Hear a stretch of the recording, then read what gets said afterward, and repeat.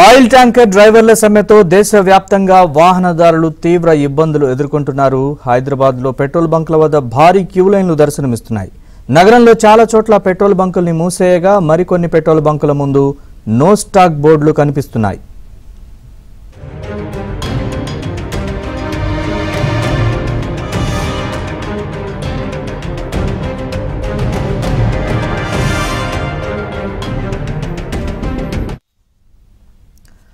Hit and run కేసుల్లో కేంద్రం తీసుకొచ్చిన కొత్త చట్టం ప్రకారం శిక్షను 10 ఏళ్లకు పెంచారు. ప్రమాదం చేసి పారిపోతే కఠిన శిక్షలు పడేలా చట్ట సవరణ చేశారు. ఈ కొత్త చట్టానికి వ్యతిరేకంగా ఆయిల్ ట్యాంకర్ల డ్రైవర్లు ఆందోళన చేపట్టారు. దీంతో ఆయిల్ ట్యాంకర్లు ఎక్కడికక్కడే నిలిచిపోవడంతో డీజిల్, పెట్రోల్ విక్రయంపై తీవ్ర ప్రభావం పడుతోంది.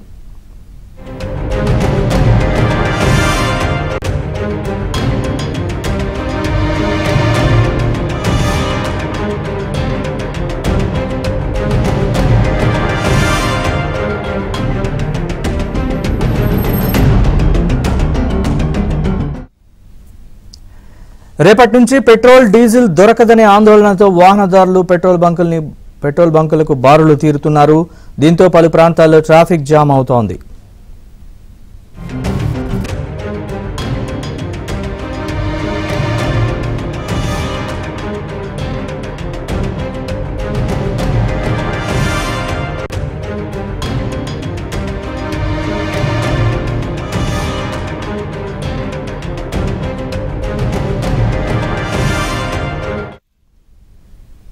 దేశవ్యాప్తంగా పెట్రోల్ బంక్ వద్ద తాజా పరిస్థితి, అలాగే ఆయిల్ ట్యాంకర్ల డ్రైవర్ల నిరసనకు సంబంధించి మరిన్ని వివరాలు మా ఢిల్లీ బ్యూరో చీఫ్ కృష్ణ అడిగి తెలుసుకుందాం.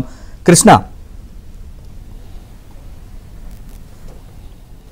నరేష్, భారతీయ న్యాయ సంహితలో ఉన్నటువంటి హిట్ అండ్ రన్ కేసుకు సంబంధించినటువంటి సెక్షన్లకు వ్యతిరేకంగా ఇప్పుడు దేశవ్యాప్తంగా ట్రక్ డ్రైవర్లు ఆందోళనకు దిగారు.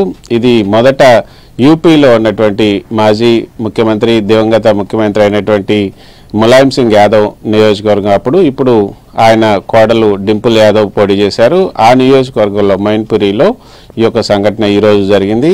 ఏదైతే ట్రక్ డ్రైవర్లందరూ కూడా ఆందోళన చేస్తూ నిరసన కార్యక్రమాలు చేపట్టారు. ఆ నిరసన కార్యక్రమాలను చెల్లాచెదరు చేయడం కోసం పోలీసులు పెద్ద ఎత్తున లాఠీలు ప్రయోగించడం, అదేవిధంగా బాష్పవాయు గోళాలు ప్రయోగించడం ఇవన్నీ కూడా చేశారు. దాంతో కొంత గందరగోళ వాతావరణం అయితే నెలకొని ఉంది.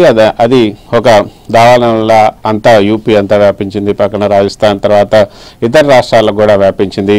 అసలు ట్రక్ డ్రైవర్లు దేశవ్యాప్తంగా ఈ ఆందోళన ఎందుకు చేస్తున్నారు అన్నది ఇప్పుడు చర్చనీయాంశమైంది.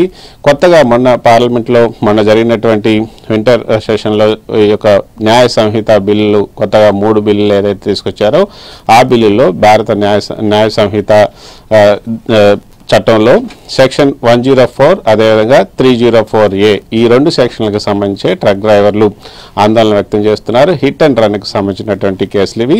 గతంలో హిట్ అండ్ రన్కు సంబంధించి వ్యక్తి మరణిస్తే కేవలం 2 సంవత్సరాలు మాత్రమే జైలు శిక్ష ఉండేది. కానీ ఇప్పుడు మొదటిది 104 ప్రకారంగా చూసుకుంటే, ఐపీసీ 104 ప్రకారంగా చూసుకుంటే ఈ యొక్క వ్యక్తి కనుక డ్రైవర్ నిర్లక్ష్యం కారణంగా వ్యక్తి కనుక మరణిస్తే డ్రైవర్కి 7 ఏళ్ల వరకు కూడా గరిష్టంగా 7 ఏళ్ళు జైలు శిక్ష, జరిమానా కూడా విధించే అవకాశం ఉంది. 304A ప్రకారంగా చూసుకుంటే వ్యక్తి మరణించిన తర్వాత ఎవరైతే ట్రక్ డ్రైవర్ ఉంటారో ఆ మరణించడానికి కారణమైనటువంటి ప్రమాదానికి కారణమైనటువంటి ట్రక్ డ్రైవర్ ఉంటారో ఆ డ్రైవర్ కనుక పోలీసులకి లేకపోతే మ్యాజిస్ట్రేట్కి కనుక చెప్పకపోతే 10 ఏళ్ళు జైలు శిక్ష, అదేవిధంగా 7 లక్షల వరకు కూడా జరిమానా కూడా ఉంటుంది. సో ఈ 2 నిబంధనలు 104, 304A ఈ 2 నిబంధనలను తొలగించాలి. ఈ 2 నిబంధనలు ఉండటం వల్ల ఈ యొక్క కొత్త డ్రైవర్లు కూడా ఈ ఇండస్ట్రీకి రారు. అదేవిధంగా ఉన్న డ్రైవర్లు కూడా సరిగా ఈ ట్రక్లను ఆపరేట్ చేయరు, వాళ్ళు అంత రిస్క్ తీసుకోరు. దీని ప్రభావం యాజమాన్యం మీద పడుతుంది, ట్రక్ను నిర్వహిస్తున్నటువంటి యాజమాన్యం. దానివల్ల ఎస్కలేటింగ్ ప్రభావం, క్యాస్కేడింగ్ ఎఫెక్ట్ ఏదైతే ఉంటుందో అవి మళ్ళీ ద్రవ్యాల మీద పడుతుంది. సో ఇవన్నీ ఉంటాయి కాబట్టి ఈ సెక్షన్లు తగ్గించాలి, తర్వాత వీటిని కొంత సరళీకరణ చేయాలి అన్నది వాళ్ళ ప్రధానమైన డిమాండ్. కానీ ప్రభుత్వం చెప్తున్నది ఏంటంటే ఈ ప్రమాదాలు జరగకుండా ఉండటం కోసం, నిర్లక్ష్యంగా డ్రైవర్లు ఉండకుండా ఉండటం కోసమే ఇంత కఠినమైన శిక్ష విధించడం జరిగింది. కాబట్టి ఇది వాళ్ళని అలర్ట్ చేయడం కోసమే అంటూ జనరల్ వికే సింగ్, కేంద్ర మంత్రి జనరల్ వికే సింగ్ కూడా కొద్దిసేపటి క్రితం ట్వీట్ చేశారు. అయితే ఈరోజు సాయంత్రం 7 గంటలకి కేంద్ర హోంశాఖ కార్యదర్శి అజయ్ భల్లా నేతృత్వంలో ఈ యొక్క ట్రాన్స్పోర్ట్ అసోసియేషన్ ఏదైతే ఉందో దేశవ్యాప్తంగా ఉన్నటువంటి ట్రాన్స్పోర్ట్ అసోసియేషన్ తో ప్రతినిధులతో చర్చలు జరుపుతున్నారు. ఆ తర్వాత దీనికి సంబంధించి ఈ సమ్మెకి సంబంధించి ఒక కొలిక్కి వచ్చే అవకాశం ఉంది. సో ఈ సమ్మె కారణంగా ట్రక్ డ్రైవర్లు దేశవ్యాప్తంగా ఆందోళనలు మొదలుపెట్టారు. కాబట్టి ఆయిల్ ట్యాంకర్స్తో పాటు ఇతర నిత్యావసర వస్తువుల ఇవి కూడా సరఫరా నిలిచిపోతుందన్న ఆందోళనతో అందరూ కూడా వాహనదారులంతా కూడా ఈరోజు అన్ని రాష్ట్రాల్లో ఈ యొక్క పెట్రోల్ బంకులకు దారులు కట్టారు. వాళ్ళంతా కూడా బారులు తీరి పెట్రోల్ను పోయించుకున్నారు. దీని కారణంగా పెట్రోల్ అయితే కొరత ఏర్పడింది.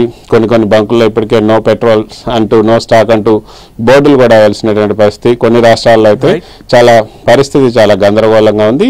ఇది కొన్ని రాష్ట్రాలకు వ్యాపించింది, మరి కొన్ని రాష్ట్రాల్లో ఇప్పుడిప్పుడే వ్యాపిస్తూ ఉన్నటువంటి పరిస్థితి.